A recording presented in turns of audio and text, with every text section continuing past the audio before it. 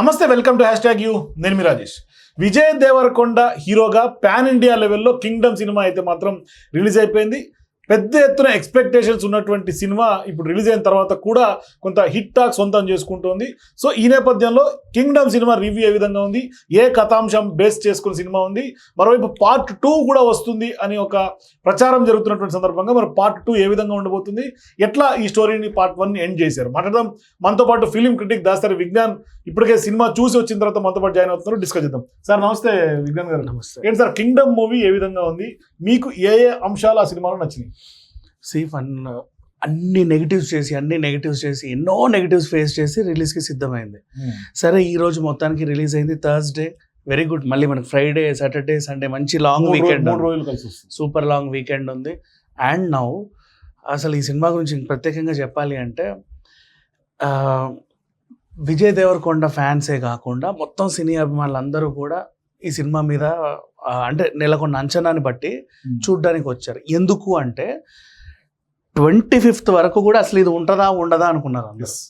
25th వరకు కూడా ఒక్క ప్రీ రిలీజ్ ఈవెంట్ అసలు బొమ్మను ఎట్లా మార్చేసిందంటే ఇవాళ 31st 4 రోజుల్లో అసలు వస్తుందా రాదా అన్న సినిమాని 4 రోజుల్లో ప్రమోషన్స్ చేసి ఈ లెవెల్లో కూల్చోబెట్టడం అనేది నిజంగా సినీ ఇండస్ట్రీలోనే rare record, very rare record.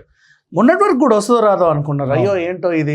Bollywood లో బ్యాన్ చేయాలనే క్యాంపెయిన్లు కూడా నడిచినాయి. బ్యాన్ చేయాలనే క్యాంపెయిన్లు నడిచినాయి. ఇంకా చాలా మంది ఇబ్బందులు పెట్టారు, విజయ్ దేవరకొండ ట్రోళ్లు చేశారు, కేసులు వేశారు, అన్నీ చేసినా సరే మొత్తానికి సరే ఈరోజు ఎలా ఉంది సినిమా అనే విషయానికి వస్తే కథ గురించి మాట్లాడుకుందాం. ఫస్ట్ బ్రదర్ సెంటిమెంట్ మీరు ఎట్లా అయితే ట్రైలర్లో చూసారో, ఆబ్వియస్లీ ట్రైలర్లో వీళ్ళు కథ అంతా చెప్పేశారు అంతే.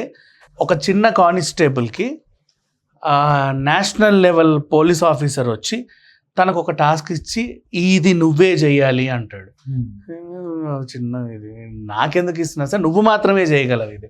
ఎందుకు అంటే నీ కస, నీ ఇంటెన్షన్ అది కాదు.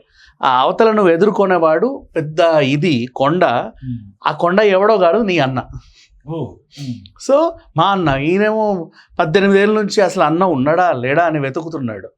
అలాంటి అన్న అక్కడ ఉన్నాడు అని తెలిసిన తర్వాత ఈ టాస్క్ ఒప్పుకొని అతన్ని స్పై లాగా అక్కడికి వెళ్తాడు. వెళ్ళిన తర్వాత తనే తమ్ముడు అని అన్నకి చెప్పిన తర్వాత ఆ సిచ్యువేషన్స్ అన్నిటిని చూసుకొని నెక్స్ట్ ఒక సామ్రాజ్యానికి ఇతను నాయకుడు అవుతాడు, దేవుడు అవుతాడు. ఈ ట్రావెలింగ్లో ఇంకో స్పైగా హీరోయిన్ని పెట్టారు. ఆమె ఒక 4 సీన్లలో అలా కంటే ఎక్కువ కనపడలా, అయినప్పటికీ ఏదో బాగానే ఉంది. హీరో బేస్డ్ కానీ మూవీ అంతా నడుస్తుంది. Hero based movie, next as well as brother sentiment movie. And హీరోకి ఈక్వల్గా బ్రదర్ అంటే మన సత్యదేవ్ క్యారెక్టర్ కూడా ఉంటుంది. ఆ మలయాళం విలన్ క్యారెక్టర్ కూడా నిజంగా చాలా బాగా రాసుకున్నారు. అండ్ అందరు బాగున్నారు. కథ ఈ పెద్దగా మనకి ఏంటంటే ఆల్మోస్ట్ ట్రైలర్లో వీళ్ళు కథ అంతా చూసేశారు కాబట్టి మనం ఏం చెప్పడానికి లేదు.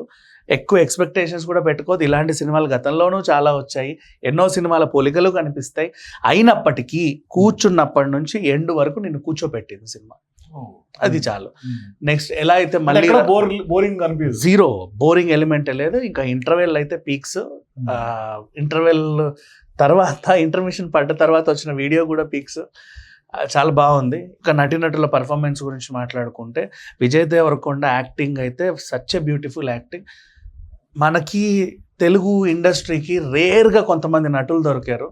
ఇప్పుడున్న జనరేషన్లో ఎన్టీఆర్ గారి నటన చెప్పుకోవాలి ప్రత్యేకించి, అల్లు అర్జున్ నటన ప్రత్యేకించి చెప్పుకోవాలి, మహేష్ బాబు గారి నటన ప్రత్యేకించి చెప్పుకోవాలి. అట్లా విజయ్ దేవరకొండ నటన గురించి కూడా మాట్లాడుకోవాలి. చాలా ది బెస్ట్ పర్ఫార్మెన్స్ ఇచ్చాడు. As well as Satyadev. ఆయన యాక్షన్ ని, బాడీని ట్రైలర్స్ లో, పోస్టర్స్ లో చూస్తుంటేనే గూస్ బంప్స్ లాగా కనిపిస్తుంది. అవును, Satyadev such a beautiful actor. నాకు ఫేవరెట్ అతను ఒక యాక్టర్గా. అంటే సత్యదేవ్ ఫేవరెట్ అంటే విజయ్ దేవరకొండ కాదా?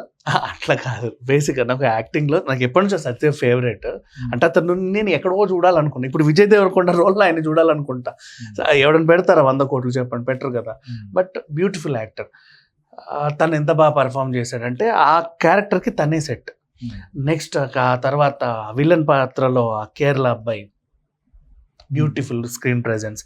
అందరూ క్యారెక్టర్. మీకు ఒకటి చెప్పాలా, గౌతమ్ స్క్రీన్ ఫ్రేమ్ పెట్టు, ఫ్రేమ్ తిప్పు, ఇక్కడెక్కడ ఫైట్ అయినా కూడా అక్కడ వెనకాల ఎక్కడో ఉన్న జూనియర్ ఆర్టిస్ట్ కూడా హీజ్ యాక్టింగ్. అది చాలా రేర్గా చూస్తాం మనం. చాలా సినిమాలు ఏంటంటే ఇక్కడ వీళ్ళకి యాక్షన్ చెప్తే ఇట్లా నిలబడతారు, లేదు వాళ్ళు కూడా యాక్ట్ చేస్తున్నారు.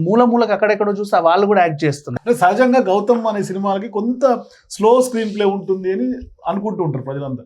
ఇది కూడా అట్లాగే స్లో మూవీనా లేకుంటే కొంచెం యాక్షన్? లేదు, యాక్షన్ ఓరియంటెడ్, ఎమోషనల్ సీన్స్ చాలా బాగున్నాయి. కథ చాలా బాగా ట్రావెల్ చేస్తుంది. మధ్యలో మీకు గూస్ బంప్స్ తెప్పించే ఎపిసోడ్స్ బోలెడన్ని ఉంటాయి కదా. శ్రీలంకకు ట్రావెల్ అయిన తర్వాత ఒక లెవెల్లో ఉంటుంది. నెక్స్ట్ మనం ఎంత చెప్పినా నాకు స్పాయిలర్ అంటే మీరు ఖచ్చితంగా ప్రతి ఇంచు ఎక్స్పీరియన్స్ని థియేటర్లో చూస్తేనే మీకు అనిపిస్తుంది. అండ్ ఇక నటీనటులు అందరూ చాలా మంచి మూవీ. చిన్న క్యారెక్టర్స్ కూడా చాలా బాగా పర్ఫామ్ చేశారు. అండ్ నెక్స్ట్ మాట్లాడుకుంటే సాంకేతిక వర్గం. డైరెక్టర్ దీనికి బ్యాక్ బోన్. ప్రతి డైరెక్టర్ కథని నమ్మే సినిమా తీస్తాడు, ప్రతి ప్రొడ్యూసర్ ఆ డైరెక్టర్ నమ్మే బడ్జెట్ పెడతాడు. కానీ గౌతమ్ ఎందుకో మనసు కాదు, ప్రతి బ్లడ్ అండ్ స్వెట్ పెట్టి సినిమా తీశాడని ఆ స్క్రీన్ మీద చెప్పొచ్చు. అంత బాగా తీశాడు. నెక్స్ట్ మనం మ్యూజిక్ గురించి ప్రత్యేకంగా మాట్లాడుకోవాలి. బీజిఎం అనిరుద్ధ్ ఎంత బాగా ఇచ్చాడంటే, బీజిఎం సినిమాని ఇలా ఉన్న ఆల్రెడీ పీక్స్లో ఉన్న సినిమాని ఇంకా హై లెవెల్లో నిలబెట్టాడు. కానీ ఇటువంటి సినిమాలు వచ్చిన తర్వాత అనిరుద్ధ్ మీద ఎక్స్పెక్టేషన్స్ పెరుగుతున్నట్టు ఉన్నాయి, చాలా పెరుగుతున్నాయి. ఎందుకంటే అన్ని సినిమాల ట్రాక్ చూస్తే ఒకసారి జైలర్ బీజిఎంస్ కానీ చాలా నెక్స్ట్ లెవెల్ ఉంటుంది. అసలు దేవర కానివ్వు, జైలర్ కానివ్వు, సూపర్ అంటే సూపర్. నెక్స్ట్ ఇంకా cinematography, night visuals, day visuals, and ఆ శ్రీలంకన్ అందాలు, అది కేరళ బ్యాక్ వాటర్, ఆ శ్రీలంకన అసలు అడవి ఎంత బాగుందో, కొత్త లొకేషన్స్, సూపర్ విజువలైజేషన్స్. నెక్స్ట్ ఆ తర్వాత నిర్మాత గురించి మాట్లాడుకుంటే ఎడిటింగ్ వాజ్ క్రిస్పీ.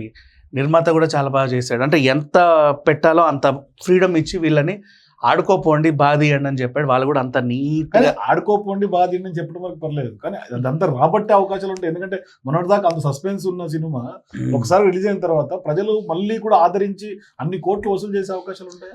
అంటే అదే చెప్తున్నా, 4 రోజుల్లోనే ఈ సినిమాని అంత లేపారు కదా.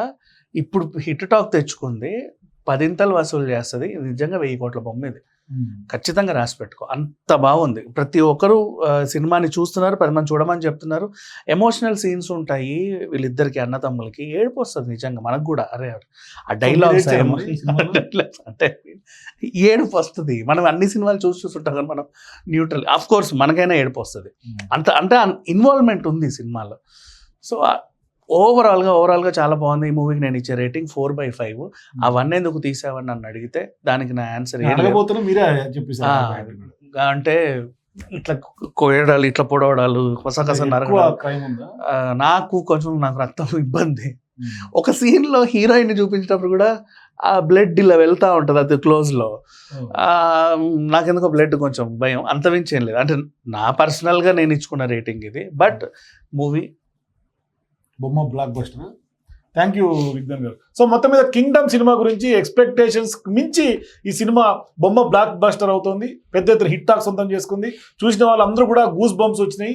ప్రతి ఒక్క సీను అంటే యాక్షన్కి యాక్షన్, ఎమోషన్కి ఎమోషన్, మ్యూజిక్కి మ్యూజిక్, ఇట్లా అన్ని అంశాల్లో కూడా ఈ సినిమా చాలా బాగా తెరకెక్కించినట్టుగా స్పష్టంగా అర్థమవుతుంది. సో ఇప్పుడు పార్ట్ 2 గురించి ఎక్స్పెక్టేషన్స్ పెరిగినాయి. మీరు కూడా పార్ట్ 1 చూసిన తర్వాత పార్ట్ 2 గురించి ఏమనుకుంటారో మీ అభిప్రాయాలు కింద కామెంట్స్ తెలియజేయండి. For more videos please watch #.